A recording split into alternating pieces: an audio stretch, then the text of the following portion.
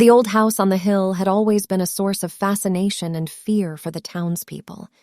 It was rumored that a ghost haunted the halls, wandering aimlessly through the dark corridors and creaky staircases. For years, no one dared to venture into the house. But one day, a group of teenagers decided to explore it. They gathered in the town square and made their way up the hill, laughing and joking as they went. The house was even more decrepit than they had imagined. The paint was peeling, the windows were boarded up, and the front door was barely hanging on its hinges. But they were determined to explore every inch of the place. As they entered the house, a chill ran down their spines. The air was thick with the smell of decay, and the floorboards creaked under their feet. They made their way through the living room, the dining room, and the kitchen, but they found nothing out of the ordinary. It was when they reached the staircase that things started to get weird. As they climbed the stairs, they heard strange noises coming from the upper floors.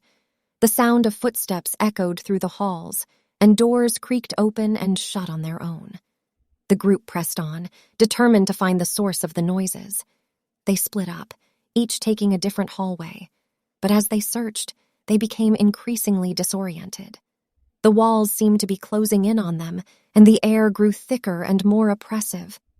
Suddenly, one of the teenagers let out a blood-curdling scream.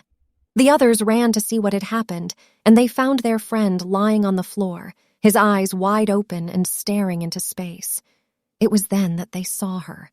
The ghostly figure of a woman appeared before them, her face contorted in an expression of rage and despair. She glided toward them, her long white gown trailing behind her like a shroud. The teenagers were frozen in fear as the ghost approached them. She seemed to be searching for something, and they could feel her anger and frustration emanating from her like a palpable force. Suddenly, she stopped in front of them and spoke in a voice that was both ethereal and terrifying. "Who are you?" she asked. "What do you want?" The teenagers were too terrified to speak. They could only stare at the ghost as she hovered before them, her eyes burning into their souls.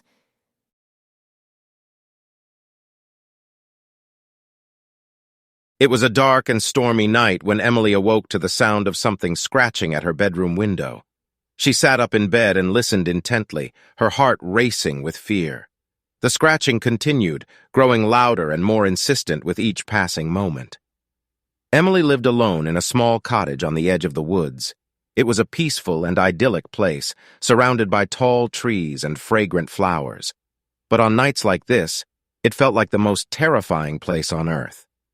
She crept out of bed and tiptoed to the window.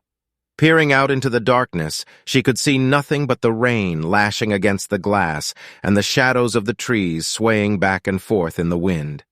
But as she was about to turn away, she saw movement out of the corner of her eye. She looked closer and saw a figure standing in the shadows, its eyes fixed on her. Emily screamed and ran for the door, but when she tried to open it, she realized it was locked. She could feel her heart pounding in her chest as she fumbled with the key, her hands shaking with fear. Finally, she managed to unlock the door and flung it open, running out into the storm. She could hear the figure behind her, its footsteps pounding after her as she sprinted across the lawn. She reached the edge of the woods and plunged into the undergrowth, her heart racing with fear. She could hear the figure's footsteps behind her, growing closer and closer. Suddenly, she tripped and fell, tumbling down a steep embankment and landing hard on the ground. She lay there, gasping for breath, as the figure caught up with her. But when she looked up, she saw that it was not a person at all. It was a creature, with long, spindly limbs and a head that seemed to be made entirely of teeth. The creature lunged at her, its jaws snapping shut just inches from her face.